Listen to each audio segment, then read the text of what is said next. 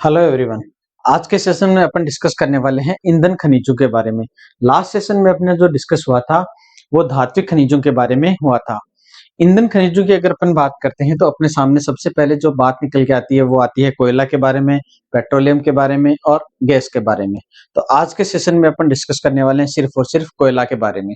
कोयले की अगर अपन बात करें तो भारत में निक्षेपों के आधार पर कोयले को दो भागों में विभाजित किया गया है। एक कोयला है जो गोंडवाना खान का कोयला है।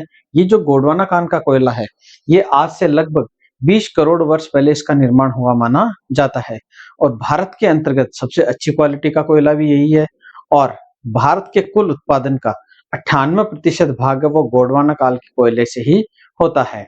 ये जो कोयला है वो मुख्यतः भारत के जो प्रायद्वीपीय पठारी भूभाग है उन प्रायद्वीपीय पठारी भूभागों पे ही मिलता है। जबकि दूसरे नंबर की अगर अपन बात करें तो भारत के अंतर्गत नंबर 2 पे जो कोयला है वो आता है टर्शियरी युगीन कोयला, यानी कि आज से लगभग 5 या 5.5 करोड़ वर्ष पहले की बात है जब टर्शियरी काल में इस कोयले की उत्पत्ति हुई थी। ये जो कोयला है वो बिटुमिनस प्रकार की बहुत ही घटिया क्वालिटी का कोयला है। यह कोयला भारत के अंतर्गत मुख्यतः 2% भूभाग पे ही पाया जाता है, जिसमें अपन देखते हैं कि प्रायद्वीपीय जो पठारी भूभाग है इस प्रायद्वीपीय पठारी भूभाग के अलावा जो भाग है इन भागों में अपने को बिखरे हुए रूप में टर्शियरी युगीन कोयला अपने को मिलता है। चलिए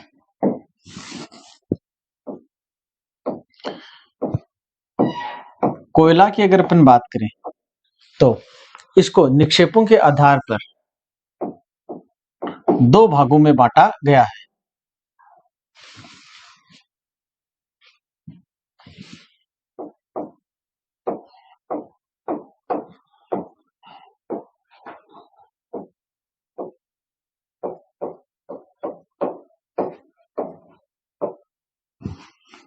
नंबर 1 पे जो आता है वो है गोंडवाना काल का कोयला।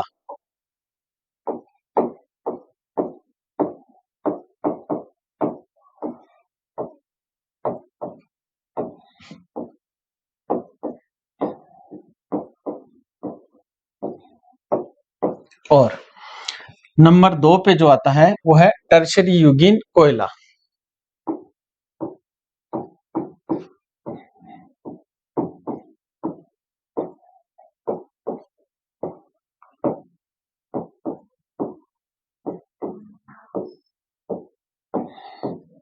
इनमें अगर अपन अंतर की बात करते हुए चलते हैं तो गोंडवाना काल का जो कोयला है इस कोयले का निर्माण हुआ था 20 करोड़ वर्ष पहले।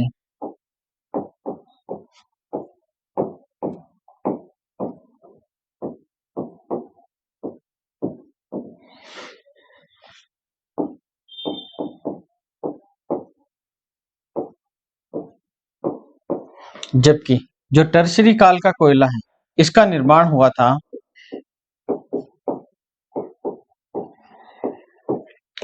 5 से 5.5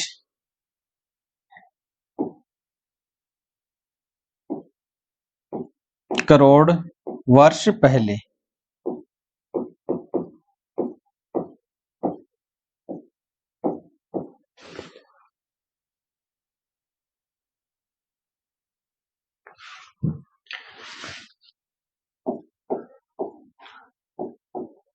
नंबर 2 पे इनकी बात करते हैं कि कार्बन की मात्रा इसमें अधिक मिलती है।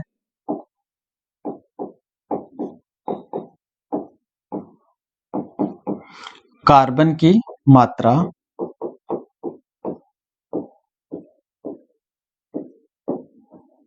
अधिक मिलती है, जबकि जो टर्शियरी काल का कोयला है इसमें कार्बन की मात्रा अपने को कम मिलती है।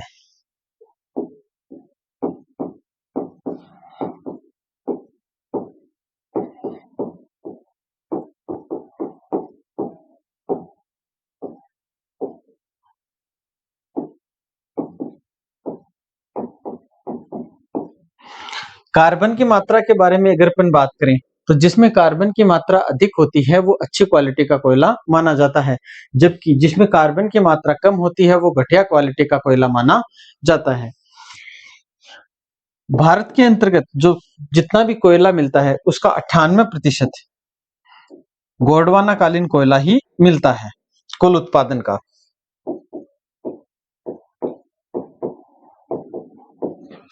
जबकि टर्शरी कालीन कोयले की बात करें तो ये भारत के कुल उत्पादन का केवल 2% ही मिलता है।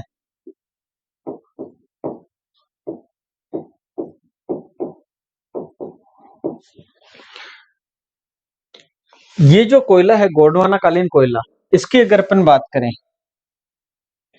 तो ये कोयला मुख्यतः झारखंड, ओडिशा, छत्तीसगढ़ इन राज्यों में मिलता है।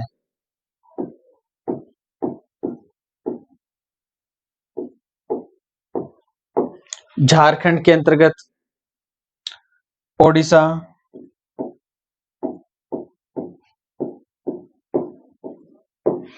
ओडिशा के बाद में अपन बात करते हैं छत्तीसगढ़,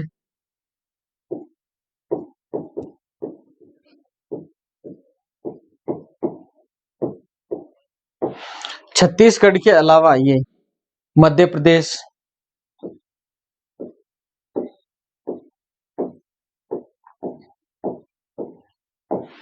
पश्चिमी बंगाल,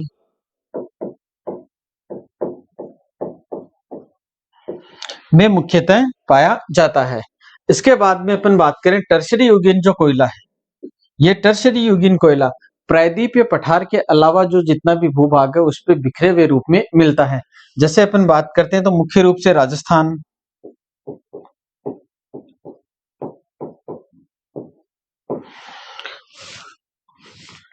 जम्मू कश्मीर, असम,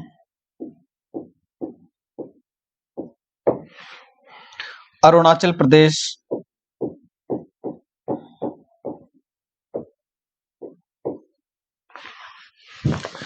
अरुणाचल के अलावा मेघालय,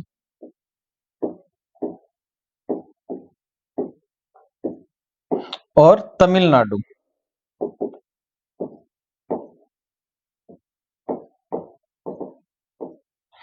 इन राज्यों में मुख्यतः अपने को टर्शरी कालीन कोयला है वो मिलता है। इसको अपन इस तरह से एक जगह लिख के पढ़ते हैं तो बहुत आसानी रहती है तुलना करते हुए पढ़ने में, याद रखने के अंतर्गत। अगर तुलनात्मक रूप से अपन पढ़ेंगे तो अपने को याद भी बहुत जल्दी रहता है। तो जैसे अपन देखते हैं कि गोंडवाना कालीन जो कोयला है और टर्शरी कालीन कोयले की तुलना करते हैं। निर्माण 20 करोड़ वर्ष पहले हुआ था गोंडवाना काल का, जबकि टर्शरी काल का हुआ था 5 से लेकर 5.5 करोड़ वर्ष पहले हुआ था। कार्बन की मात्रा अधिक रहती है गोंडवाना काल के कोयले में, जबकि कार्बन की मात्रा कम रहती है टर्शरी काल के कोयले के अंतर्गत। तो अच्छी क्वालिटी का जो कोयला है वो गोंडवाना काल का है और टर्शरी काल का वो बिटुमिनस प्रकार का यानी बहुत ही घटिया क्वालिटी का कोयला मिलता है। कुल उत्पादन का 98% उत्पादन किया जाता है गोंडवाना कालीन कोयले से, जबकि टर्शरी काल का उत्पादन है केवल 2% ही है। भारत के अंतर्गत झारखंड, ओडिशा, छत्तीसगढ़, मध्य प्रदेश और पश्चिमी बंगाल में मुख्यतः यानी कि प्रायद्वीपीय पठारी भूभाग में अपने को गोंडवाना कालीन कोयला मिलता है, जबकि टर्शरी कालीन जो कोयला है वो राजस्थान, जम्मू कश्मीर, असम, अरुणाचल प्रदेश, मेघालय और तमिलनाडु में मुख्यतः मिलता है, जहां पर अपने को प्रायद्वीपीय पठार के अलावा जो भूभाग मिलता है उसमें बिखरे हुए रूप में अपने को टर्शरी कालीन कोयला मुख्यतः पाया जाता है। अब बात करते हैं सबसे पहले गोंडवाना कालीन जो कोयला है वो कोयला कुछ नदी बेसिनों में मुख्य रूप से अपने को मिलता है। तो सबसे पहले अपन बात करते हैं यहाँ पर नंबर 1 पे दामोदर नदी बेसिन।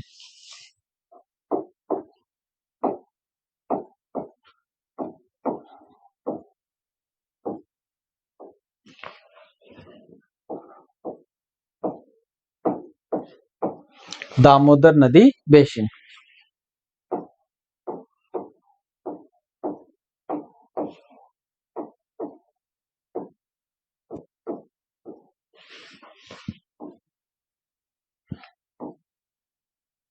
दामोदर नदी बेसिन की अगर अपन बात करें तो ये जो कोयला है वो मुख्यतः अपने को झारखंड और पश्चिमी बंगाल के अंतर्गत मिलता है।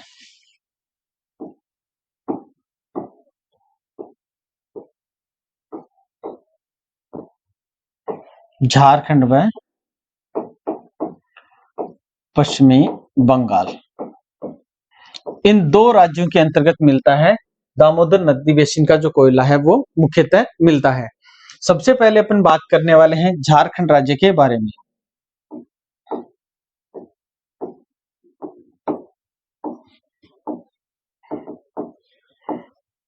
झारखंड राज्य के बारे में अगर अपन बात करें तो अपन देखते हैं कि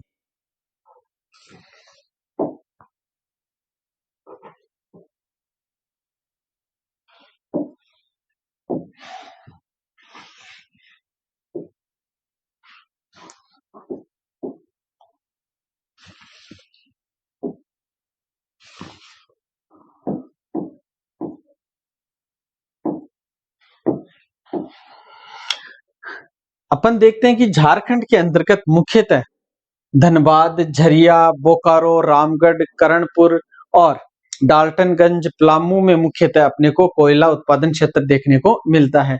और झारखंड के अंतर्गत ही झरिया, जो भारत का सबसे पुराना और सबसे बड़ा कोयला उत्पादन क्षेत्र है, वो भी देखने को मिलता है। क्षेत्रों की अगर सबसे पहले अपन बात करते हैं तो जैसे धनबाद है,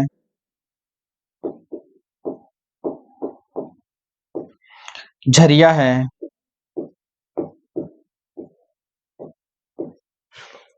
झरिया के बाद में बोकारो,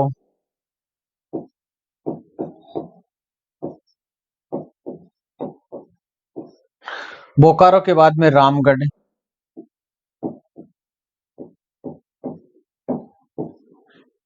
करणपुर, डाल्टनगंज,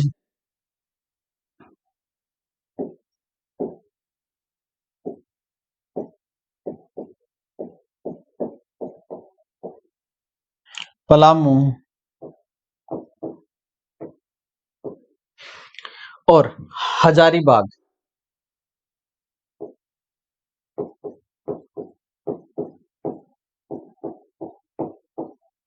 इन जगहों से मुख्यतः झारखंड के अंतर्गत कोयले का उत्पादन किया जाता है। और यहीं पर अपन देखते हैं कि झरिया सबसे बड़ा कोयला उत्पादक क्षेत्र है।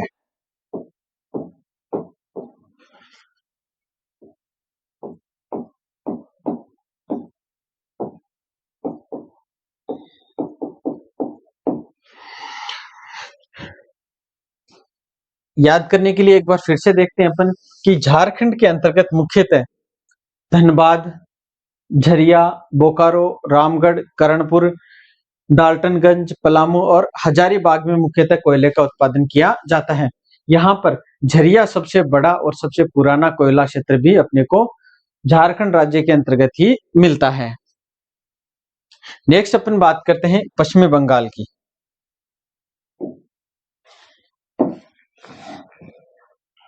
पश्चिमी बंगाल की अगर अपन बात करें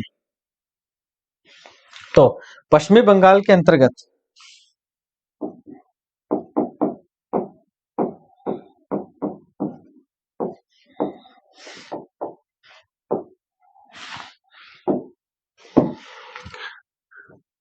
वर्धमान,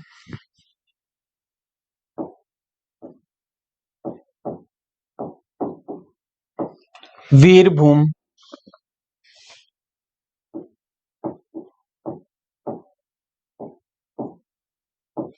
बांकुड़ा,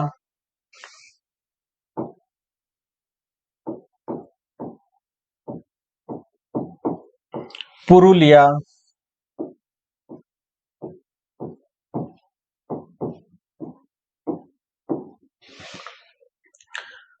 इन क्षेत्रों से मुख्यतः पश्चिमी बंगाल के अंतर्गत कोयले का उत्पादन किया जाता है। और झरिया के बाद में भारत का दूसरा सबसे बड़ा क्षेत्र कोयला उत्पादन में रानीगंज भी यहीं पर स्थित है।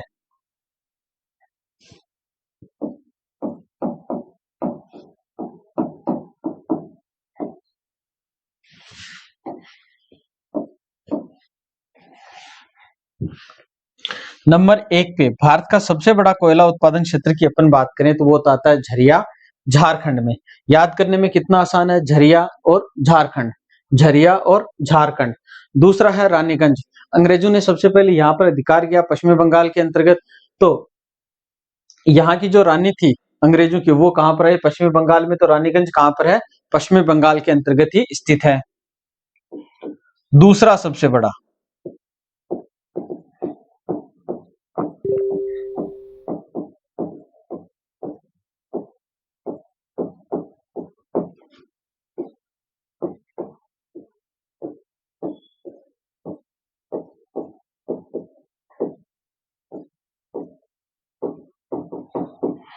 रानीगंज है वो भारत का दूसरा सबसे बड़ा कोयला उत्पादक क्षेत्र की श्रेणी में आता है, जबकि नंबर 1 पे है झरिया। इसके बाद में अपनी बात हो गई सबसे पहले तो दामोदर नदी बेसिन के बारे में।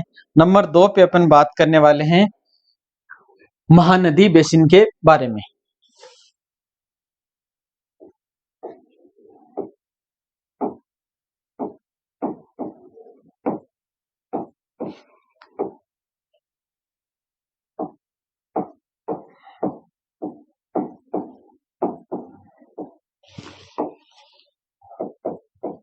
महानदी बेसिन की अगर अपन बात करें तो मुख्यतः इसके अंतर्गत ओडिशा राज्य के जो कोयला उत्पादन क्षेत्र हैं वो आते हैं।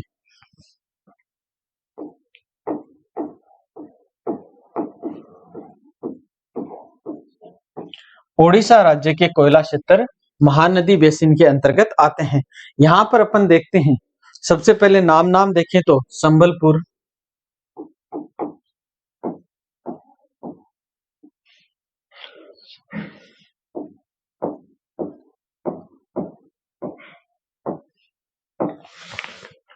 ढेकेनाल,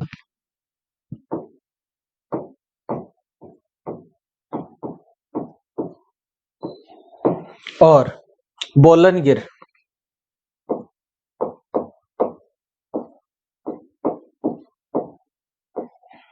ये 3 मुख्य कोयला उत्पादक क्षेत्र हैं ओडिशा के अंतर्गत। और ओडिशा के अंतर्गत ही भारत का तीसरा सबसे बड़ा कोयला क्षेत्र भी आता है, जिसका नाम है तलचर।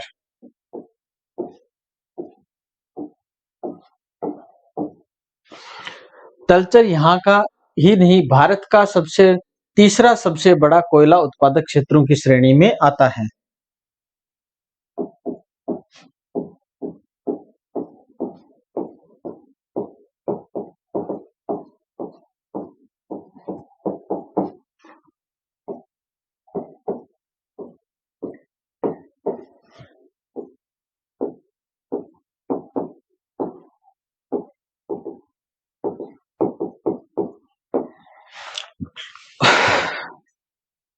इस तरह अपन ने बात की। सबसे पहले जो बात अपन ने की थी वो थी दामोदर नदी बेसिन के बारे में, और नंबर 2 पे अपन ने बात की महानदी बेसिन के बारे में।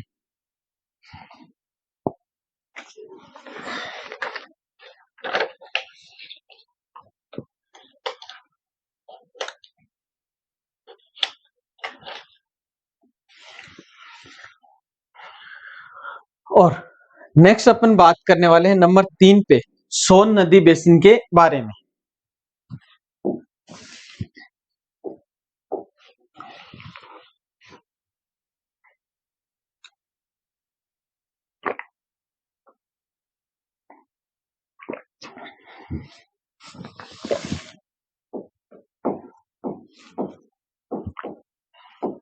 सोन नदी बेसिन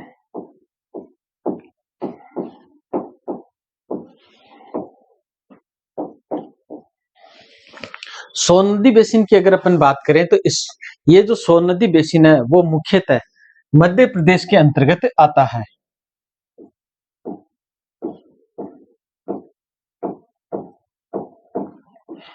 यानी कि सोन नदी के जितने भी कोयला उत्पादक क्षेत्र हैं वो मध्य प्रदेश राज्य के ही हैं, जिसके अंतर्गत मुख्य रूप से सिंगरौली,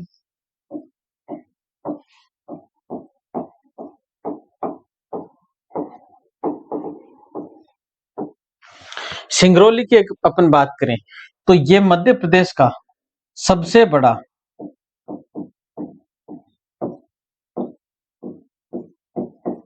कोयला उत्पादक क्षेत्र है।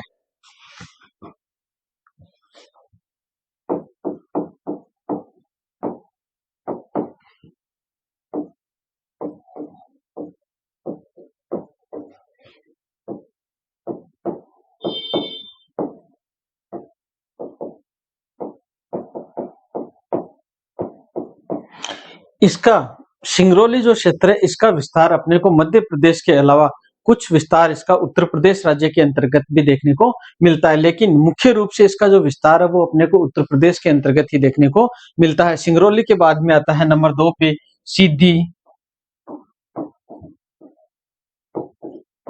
सिद्धि के बाद में आता है शहडोल।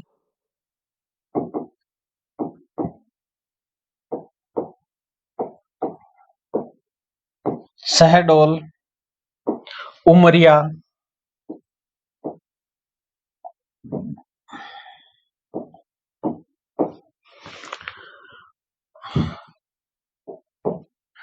उमरिया के बाद में आता है सुहागपुर।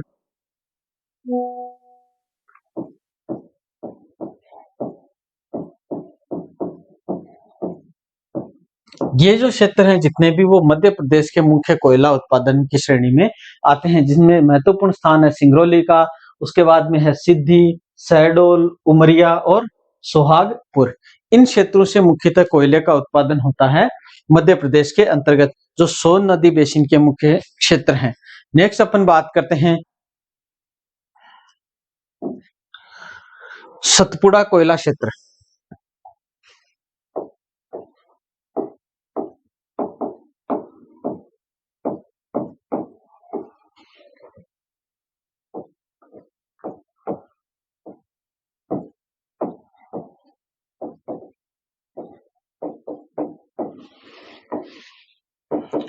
सतपुड़ा जो कोयला क्षेत्र है वो मुख्यतः छत्तीसगढ़ राज्य के अंतर्गत आते हैं, और इसके अंतर्गत छत्तीसगढ़ के अलावा कुछ भाग है वो मध्य प्रदेश का भी इसके अंतर्गत आता है। तो सबसे पहले अपन बात करते हैं कि छत्तीसगढ़ राज्य के कोयला उत्पादन क्षेत्रों की।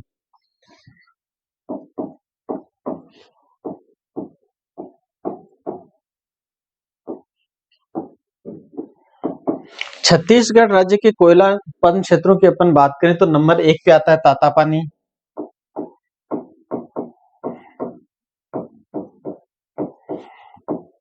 रामकोला,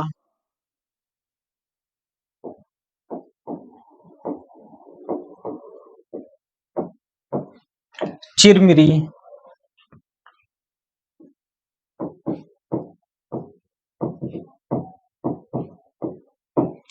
झिलमिल,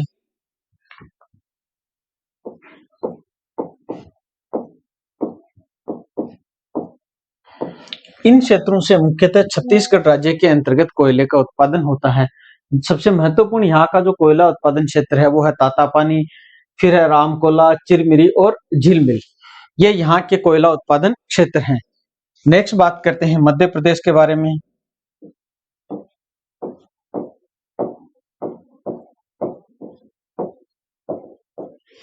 मध्य प्रदेश के अंतर्गत कुछ ही क्षेत्र आता है जिसमें पेंच,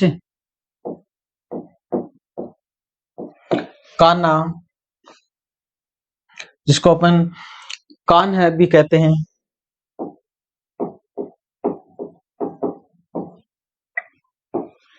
और पाथरखेड़ा।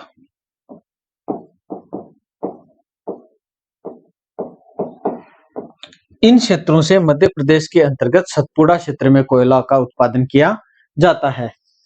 नेक्स्ट नंबर 5 पे अपन बात करने वाले हैं गोंडवाना कालीन के जो लास्ट कोयला उत्पादन क्षेत्रों की, गोदावरी वर्धा बेसिन।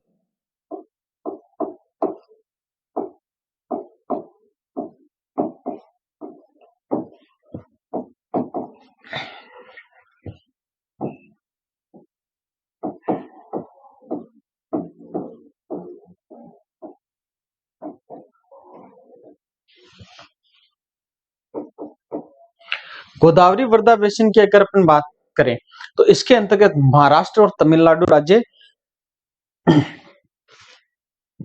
आते हैं। सबसे पहले अपन बात करते हैं कि महाराष्ट्र के अंतर्गत कौन कौन से क्षेत्रों से मुख्यतः कोयले का उत्पादन किया जाता है। तो इसमें आता है कामठी,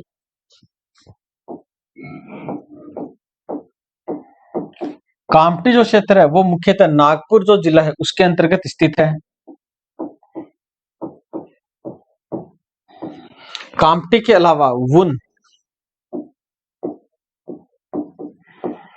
इन दो क्षेत्रों से कोयले का उत्पादन है वो किया जाता है महाराष्ट्र राज्य के अंतर्गत।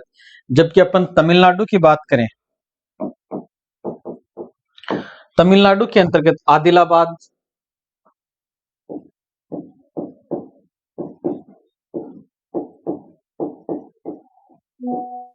वारंगल,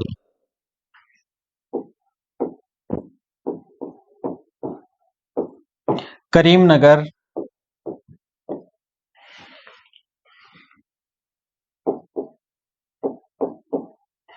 और खम्मम से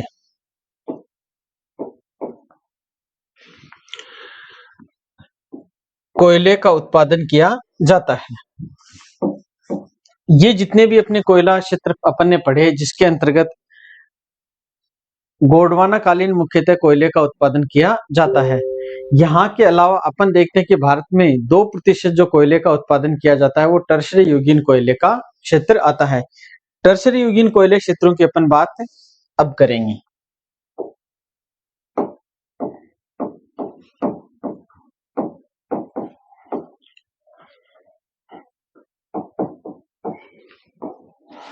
टर्शरी काल का जो कोयला है, ये कोयला मुख्यतः भारत के अंतर्गत 5 से 5.5 करोड़ वर्ष पहले ही इसका निर्माण हुआ था और भारत के कुल कोयले उत्पादन का यहाँ से मुख्यतः 2% ही उत्पादन किया जाता है।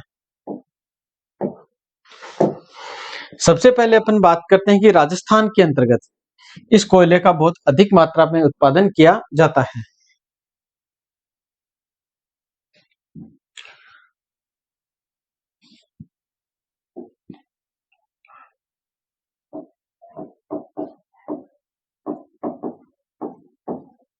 राजस्थान के बीकानेर,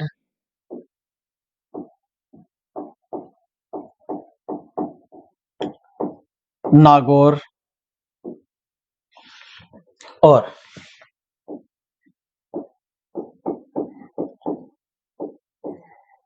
बाड़मेर से मुख्यतः टर्शरी युगीन जो कोयले है इसका उत्पादन किया जाता है। बीकानेर के अंतर्गत अपन देखते हैं कि पलाना,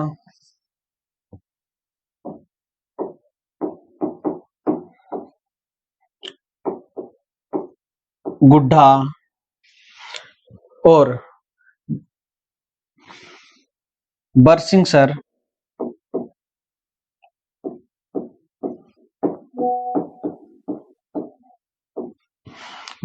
के अलावा बिथनोक,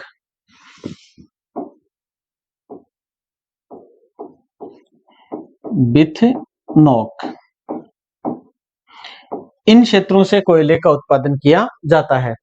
बीकानेर के अंतर्गत आते हैं बिथनोक, पलाना, गुड्ढा और बरसिंगसर। जबकि नंबर 2 पे अपन बात करें नागौर जिले की, तो नागौर जिले के अंतर्गत कसनेऊ,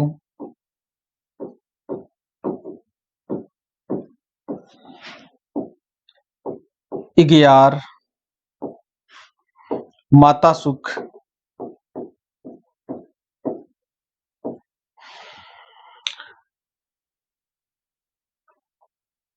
इसके अलावा मेड़ता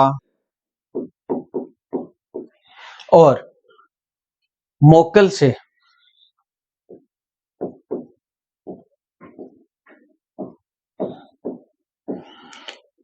कोयले का उत्पादन किया जाता है। नंबर 3 पे अपन बात करने वाले हैं बाड़मेर के बारे में। बाड़मेर के अंतर्गत गिरल, कपूरड़ी,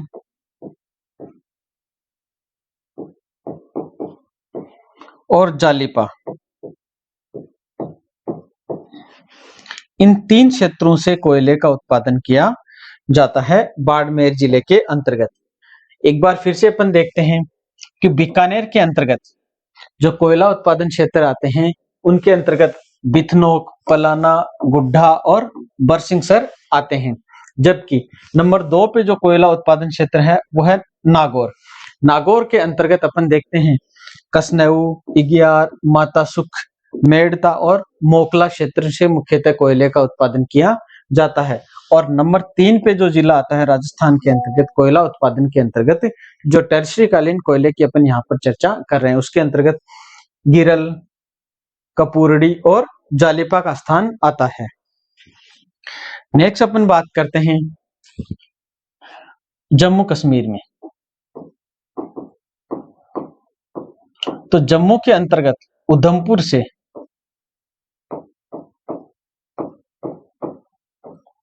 मुख्यतः टर्शरी कालीन जो कोयला है उसका कुछ उत्पादन किया जाता है। जबकि नंबर 3 पे अपन बात करते हैं अरुणाचल प्रदेश के बारे में। अरुणाचल प्रदेश के दो क्षेत्र नामचिक और नामफुक,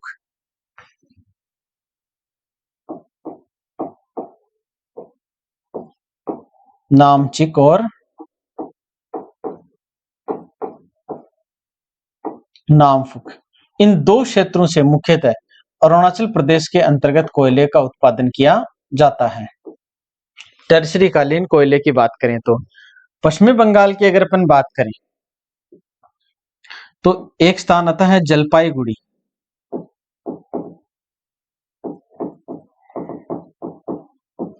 इस जलपाईगुड़ी से कोयले का उत्पादन किया जाता है।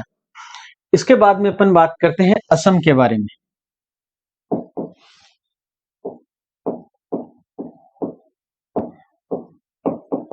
असम राज्य की अगर अपन बात करें तो यहां पर माकूम,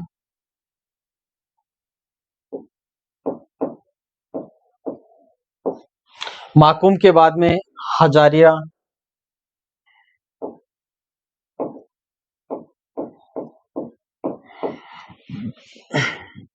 डिग्रोक,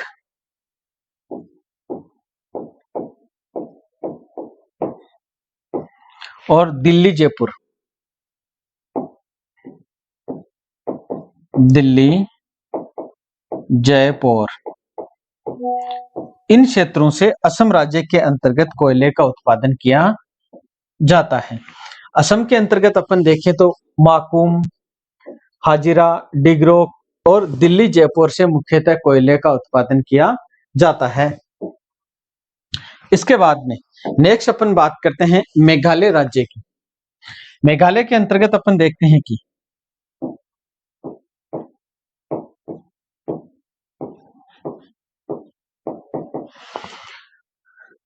लांगरीन,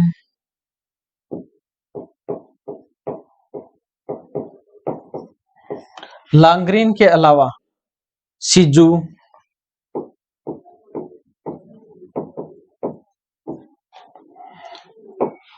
फिर गारो, खासी और जयंतिया पहाड़ियों से मुख्यतः टर्शरी युगीन कोयले का उत्पादन किया जाता है। मेघालय की अगर अपन बात करें, एक बार फिर से देखें तो लांगरिया, सिजू, गारो और खासी जो जयंतिया पहाड़ियां हैं, इन पहाड़ियों से मुख्यतः टर्शरी युगीन कोयले का उत्पादन किया जाता है। इस तरह से अपन देखा आज के सेशन में कि भारत के अंतर्गत दो प्रकार के कोयला क्षेत्र मिलते हैं। एक श्रेणी आती है वो आती है गोंडवाना काल के कोयले की, दूसरी जो श्रेणी आती है वो आती है टर्शरी युगीन कोयले की। गोंडवाना काल में अपन ने बात की गोदावरी बेसिन, महानदी बेसिन, सोन नदी बेसिन के बारे में अपन ने बात की, जबकि सतपुड़ा कोयला क्षेत्र के बारे में बात की और गोदावरी वर्धा बेसिन के बारे में बात की अपन ने। जबकि टर्शरी कालीन जो कोयला है, टर्शरी कालीन कोयले की अपन ने बात की कि राजस्थान के अंतर्गत बीकानेर, नागौर और बाड़मेर के अंतर्गत मुख्यतः इसका टर्शरी युगीन कोयले का उत्पादन होता है। जम्मू कश्मीर में उधमपुर में होता है, अरुणाचल प्रदेश के अंतर्गत नामफुक और नामचिक के अंतर्गत होता है, जबकि असम में माकूम, हजारीगा और डिग्रोक और दिल्ली जयपुर में मुख्यतः टर्शरी युगीन कोयले का उत्पादन होता है। इसके बाद में लास्ट में अपन ने चर्चा की मेघालय राज्य की बात की।